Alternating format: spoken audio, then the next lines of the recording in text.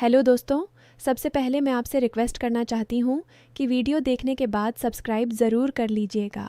मैं इन वीडियोस को बनाने में बहुत मेहनत करती हूँ और इसी से मैं अपना खर्चा चलाती हूँ। जो भी सब्सक्राइब करेगा, मैं दुआ करती हूँ कि उसकी ज़िंदगी बहुत अच्छी, अमीर और खुशहाल हो। प्लीज़ प्लीज़ सब्सक्राइब कर लीजिएगा। वह शहर की सबसे व्यस्त सड़क पर बनी पुरानी सी इमारत के सामने खड़ी थी। दिल्ली का यह इलाका हमेशा की तरह शोर से भरा हुआ था। बसें हॉर्न बजा रही थीं, लोग भागते हुए निकल रहे थे।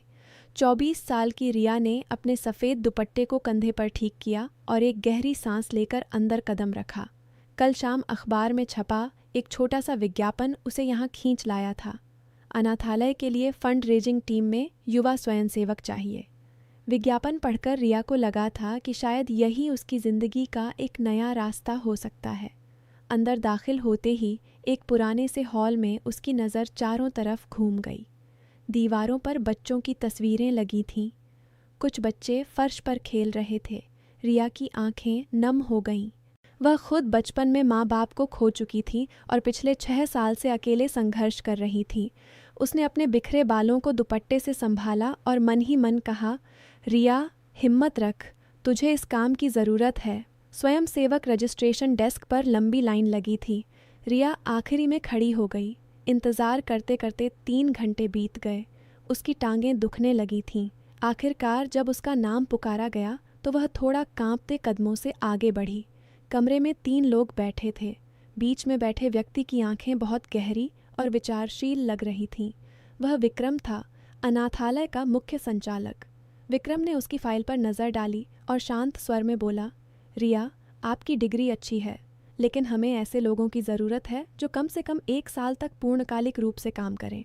आपकी फ़ाइल में लिखा है कि आप अभी पार्ट टाइम जॉब भी कर रही हैं। क्या आप पूरा समय दे पाएंगी?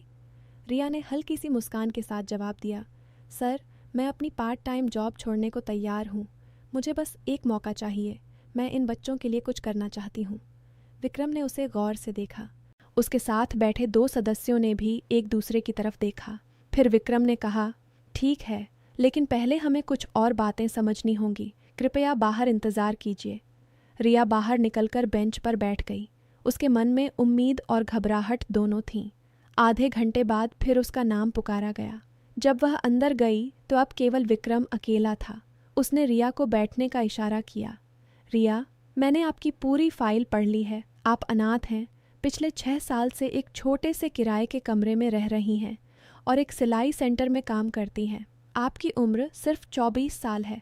इतनी कम उम्र में आप इन बच्चों की जिम्मेदारी कैसे संभालोगी? रिया ने अपनी उंगलियां आपस में फंसाईं और धीरे से बोली, सर, मैं जानती हूँ कि मैं बहुत छोटी हूँ, लेकिन मैंने खुद बचपन में अकेलापन महसूस किया है। इन बच्चों को माँ की ज़रूरत होती है, प्यार की ज़रूरत होती है। मैं उन्हें वह प्यार देना चाहती हूँ जो मुझे कभी नहीं मिला। विक्रम कुछ पल चुप रहा। फिर उसने अपनी कुर्सी पर पीछे झुकते हुए कहा, मैं आपको एक प्रोजेक्ट सौंपना चाहता हूँ। हमारे अनाथालय में 45 बच्चे हैं, लेकिन फंड की बहुत कमी है। शहर के बड़े बड़े लोग दान देते हैं, लेकिन वह दान बस नाम के लिए होता है। मैं चाहता हूँ कि आप एक नया कैंपेन चलाएं। हर बच्चे को एक सपना नाम से। आपको अमीर परिवारों, स्कूलों और कॉरपोरेट्स से मिलना होगा, लेकिन इसमें एक समस्या है। रिया ने उत्सुकता से पूछा, कैसी समस्या सर? विक्रम ने गहरी सांस ली। समस्या यह है कि कुछ लोग हमारे अनाथालय को बंद करवाना चाहते हैं। वे कहते हैं कि यह जगह शहर के विकास के रास्ते में आ रही है। असल में उन्हें यहाँ की ज़मीन चाहिए। उनके पास पावर है, पैसे हैं। मैं अकेला उनसे लड़ नहीं सकता। अगर आप इस कैंपेन को सफल बना देती हैं तो हम फंड जुटा सकते हैं और कानूनी लड़ाई भी लड़ सकते हैं, लेकिन यह आसान नहीं होगा। आपको बहुत मेहनत करनी पड़ेगी और कई बार अपमान भी सहना पड़ेगा। रिया की आंखों में एक नई चमक आ गई। उसने कहा, सर, मैं तैयार हूँ, मुझे डर नहीं लगता। विक्रम ने मुस्कुराते हुए कहा, तो फिर कल सुबह 9 बजे से काम शुरू, लेकिन याद रखना, ये सिर्फ नौकरी नहीं है, ये इन बच्चों की ज़िंदगी है। रिया खुशी से घर लौटी। उसका छोटा सा कमरा एक पुरानी बस्ती में था। दीवारें पुरानी थीं, छत से कभी कभी पानी टपकता था, लेकिन आज उसके चेहरे पर मुस्कान थी। उसने अपनी पड़ोस वाली आंटी के यहाँ से अपनी छोटी बहन सी लगने वाली 7 साल की मीरा को उठाया। मीरा अनाथालय में ही रहती थी, लेकिन रिया उसे अक्सर अपने पास रख लेती थी। दीदी, आज क्या हुआ? मीरा ने उत्सुकता से पूछा।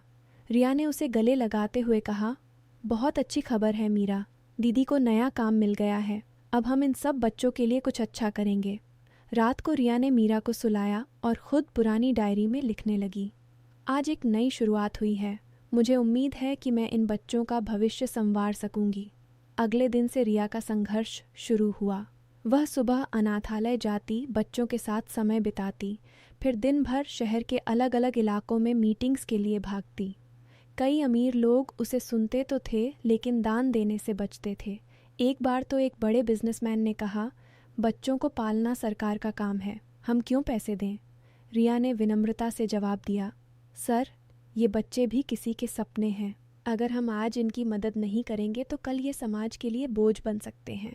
लेकिन अगर हम इन्हें पढ़ाएंगे, इन्हें स्किल्स सिखाएंगे तो ये एक दिन देश का नाम रोशन करेंगे। धीरे धीरे रिया का कैंपेन चलने लगा। कुछ स्कूलों ने मदद करना शुरू कर दिया। बच्चे खुद छोटे छोटे ड्राइंग बनाकर बेचने लगे। रिया हर शाम अनाथालय में बच्चों को कहानियाँ सुनाती और उन्हें सपने देखने के लिए प्रेरित करती। लेकिन जैसे जैसे कैंपेन सफल होने लगा, विपरीत ताकतें सक्रिय हो गईं। एक दिन विक्रम ने रिया को अपने ऑफिस बुलाया। उनका चेहरा चिंतित था। रिया, कल रात अनाथालय की दीवार पर गंदे नारे लिखे गए थे। कुछ लोग बच्चों को डरा रहे हैं। मैं जानता हूँ कि यह काम किसका है। शहर का एक बड़ा बिल्डर राजेश मेहरा है। उसे इस ज़मीन पर शॉपिंग मॉल बनाना है। उसने कई बार मुझे धमकी दी है। रिया ने हैरानी से पूछा, सर, क्या हम पुलिस में रिपोर्ट नहीं कर सकते? विक्रम ने निराश स्वर में कहा, पुलिस भी उसके प्रभाव में है। हमें सबूत चाहिए, लेकिन सबूत जुटाना आसान नहीं। रिया का दिल बैठ गया। वह सोचने लगी कि अगर अनाथालय बंद हो गया तो ये सारे बच्चे कहाँ जाएंगे? मीरा कहाँ जाएगी? उस रात वह सो नहीं पाई। अगले कुछ दिनों में स्थिति और बिगड़ गई। अनाथालय के बाहर कुछ अज्ञात लोग बच्चों को चॉकलेट देकर उनसे अनाथालय के बारे में पूछताछ करने लगे। एक बच्चे ने बताया कि वे कह रहे थे, अगर तुम यहाँ से चले गए तो हम तुम्हें अच्छा घर देंगे। रिया ने बच्चों को समझाया, बच्चों, किसी अनजान व्यक्ति से कुछ मत लेना, हम सब साथ हैं। एक शाम जब रिया अनाथालय से घर लौट रही थी तो अचानक एक बड़ी सी कार उसके सामने रुक गई। कार से एक 50 साल के व्यक्ति उतरे।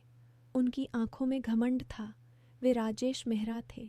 तुम रिया हो ना, जो इस अनाथालय को बचाने का नाटक कर रही हो?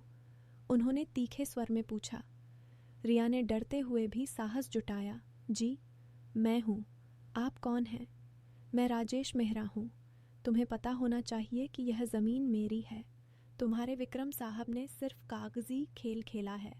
अगर तुम चालाकी से काम लेना बंद नहीं करोगी तो तुम्हें बहुत पछतावा होगा। रिया ने सीधे उनकी आंखों में देखते हुए कहा, सर, ये ज़मीन बच्चों की है। आप इसे लेकर कितने भी पैसे कमा लें, लेकिन इन बच्चों के आंसू कभी आपको चैन नहीं देंगे। राजेश मेहरा हंस पड़े। बहुत बड़ी बातें करती हो, देखती हूँ कितने दिन टिकती हो। उसके जाने के बाद रिया के पैर कांपने लगे, लेकिन उसने हार नहीं मानी। अगले दिन उसने एक नया प्लान बनाया। उसने शहर के सभी बड़े स्कूलों के प्रिंसिपल्स को पत्र लिखे और बच्चों के साथ एक सांस्कृतिक कार्यक्रम आयोजित करने का फैसला किया।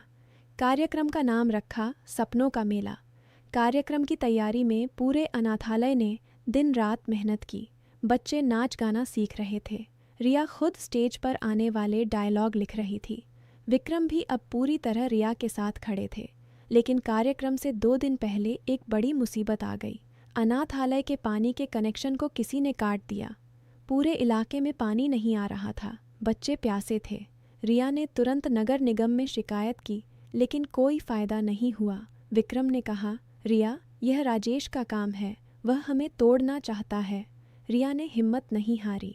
उसने पड़ोस के कुछ लोगों से पानी मांगा और खुद बाल्टियां भर भर कर बच्चों तक पहुंचाई। रात को वह थककर चूर हो गई थी, लेकिन बच्चों को देखकर उसकी थकान उतर जाती थी। कार्यक्रम का दिन आ गया। बड़ा सा हॉल भर गया था। अमीर परिवार, स्कूल के बच्चे, मीडिया वाले सब आए थे। रिया ने एक साधारण सी साड़ी पहनी थी। स्टेज पर आकर उसने बच्चों को आगे बुलाया। एक छोटी सी लड़की ने माइक पर कहा, हमारे सपने हैं, हम डॉक्टर बनना चाहते हैं, टीचर बनना चाहते हैं, लेकिन हमें घर चाहिए, हमें प्यार चाहिए। पूरे हॉल में सन्नाटा छा गया। फिर तालियों की गड़गड़ाहट हुई। रिया ने अपनी बात रखी। दोस्तों, ये बच्चे कोई बोझ नहीं हैं, ये हमारी उम्मीद है। आज अगर हम इनकी मदद करेंगे तो कल ये हमें गर्व देंगे। कृपया इनके सपनों को मत तोड़िए। कार्यक्रम के बाद दान की राशि आने लगी। लोग भावुक होकर पैसे दे रहे थे, लेकिन रिया जानती थी कि असली लड़ाई अभी बाकी है। कार्यक्रम के 3 दिन बाद अचानक अनाथालय पर बुलडोज़र आने की खबर आई। राजेश मेहरा ने कोर्ट से स्टे ऑन ऑर्डर ले लिया था। विक्रम और रिया कोर्ट पहुंचे, लेकिन जज ने कहा कि कागजात राजेश के पक्ष में हैं। रिया का दिल टूट गया। वह कोर्ट से बाहर निकली तो उसकी आंखों में आंसू थे। तभी एक पुरानी महिला उसके पास आई। वह विक्रम की माँ थी। बेटी, हार मत मानो, मेरे पास कुछ पुराने कागजात हैं, शायद वे काम आ सकें। विक्रम की माँ ने पुरानी फाइल निकाली। उसमें 40 साल पुराना एक दान पत्र था, जिसमें अनाथालय की ज़मीन को स्थायी रूप से बच्चों के नाम कर दिया गया था। राजेश मेहरा के पिता ने कभी यह ज़मीन अनाथालय को दान की थी, लेकिन राजेश ने उस दान को छिपा रखा था। रिया की आंखें चमक उठीं। आंटी जी, ये तो सबूत है। अगले दिन वे नए सबूत लेकर कोर्ट पहुंचे। जज ने कागजात देखे और फैसला सुना दिया कि ज़मीन अनाथालय की है। राजेश मेहरा को हार का सामना करना पड़ा। जब यह खबर अनाथालय पहुंची तो सारे बच्चे खुशी से नाच उठे। मीरा ने रिया को कसकर गले लगा लिया। दीदी, हम बच गए। विक्रम ने रिया की तरफ देखा और कहा, रिया, तुमने असंभव कर दिखाया। तुम्हारे बिना ये सब नहीं हो पाता। रिया मुस्कुराई। सर, ये मेरी नहीं, इन बच्चों की जीत है। लेकिन कहानी यहीं ख़त्म नहीं हुई। कुछ महीनों बाद एक नया ट्विस्ट आया। राजेश मेहरा ने हार स्वीकार नहीं की। उसने एक नया खेल खेला।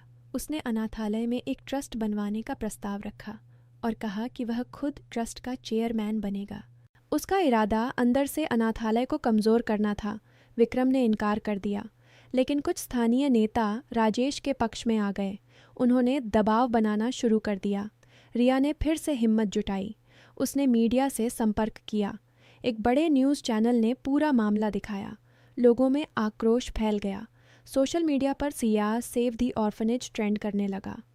एक शाम जब रिया अनाथालय से निकल रही थी तो राजेश मेहरा फिर से उसके सामने आया। इस बार उसका चेहरा लाल था। तुमने बहुत बड़ा खेल खेल लिया रिया, लेकिन याद रखना, मैं तुम्हें अकेला नहीं छोड़ूंगा। रिया ने शांत स्वर में कहा, सर, आपने इन बच्चों की ज़िंदगी के साथ खेलने की कोशिश की, लेकिन सच्चाई हमेशा जीतती है। अब आप पीछे हट जाइए, वरना लोग आपको कभी माफ़ नहीं करेंगे। राजेश चुपचाप चला गया। धीरे धीरे स्थिति सामान्य होने लगी। फंड अच्छा खासा जुट गया था। अनाथालय को नया भवन बनाने की योजना बनाई गई। रिया अब पूर्णकालिक कर्मचारी बन चुकी थी। बच्चों ने उसे रिया दीदी कहकर पुकारना शुरू कर दिया था। एक दिन विक्रम ने रिया को अपने ऑफिस बुलाया। उसका चेहरा गंभीर था। रिया, मैं तुमसे एक महत्वपूर्ण बात करना चाहता हूँ। पिछले 1 साल में तुमने जो कुछ किया है वह अद्भुत है, लेकिन अब मुझे लगता है कि तुम्हें आराम की ज़रूरत है। तुम थक गई हो। रिया ने मुस्कुराते हुए कहा, सर, इन बच्चों को देखकर मेरी थकान उतर जाती है। विक्रम ने कुछ पल रुककर कहा, रिया, मैं तुम्हें सिर्फ सहकर्मी के रूप में नहीं देखता। तुमने मुझे सिखाया है कि सच्ची सेवा क्या होती है।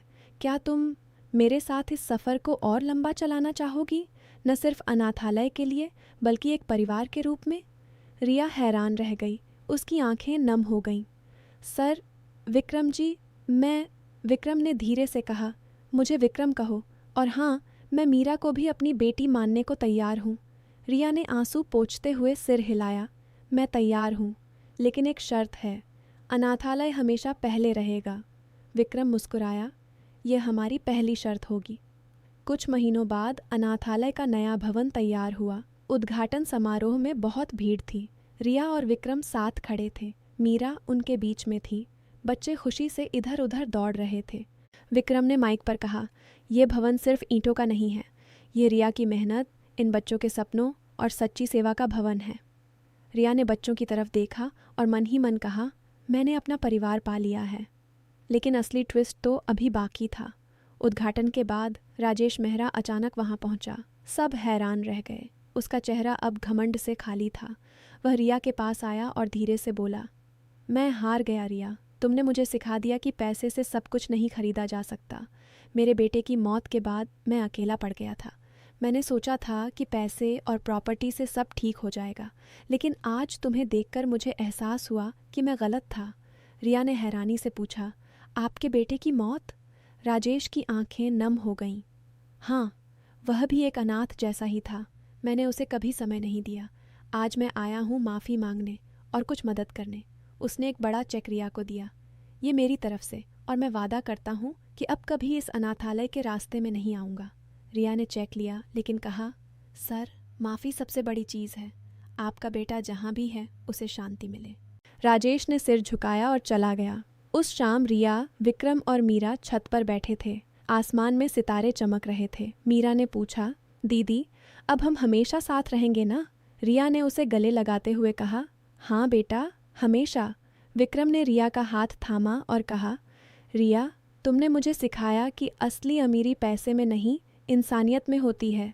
रिया मुस्कुराई, और आपने मुझे सिखाया कि एक व्यक्ति भी कितना बड़ा बदलाव ला सकता है। तो दोस्तों, इस कहानी से हमें यह सीख मिलती है कि सच्ची सेवा और हिम्मत कभी हार नहीं मानती। चाहे कितनी भी बड़ी ताकतें सामने हों, अगर दिल साफ हो और इरादे नेक हों तो दुनिया खुद बदल जाती है। कभी किसी बच्चे का सपना मत तोड़ना, क्योंकि वह सपना एक दिन पूरे समाज को रोशन कर सकता है। अगर कहानी पसंद आई हो तो वीडियो को लाइक ज़रूर कर दीजिएगा।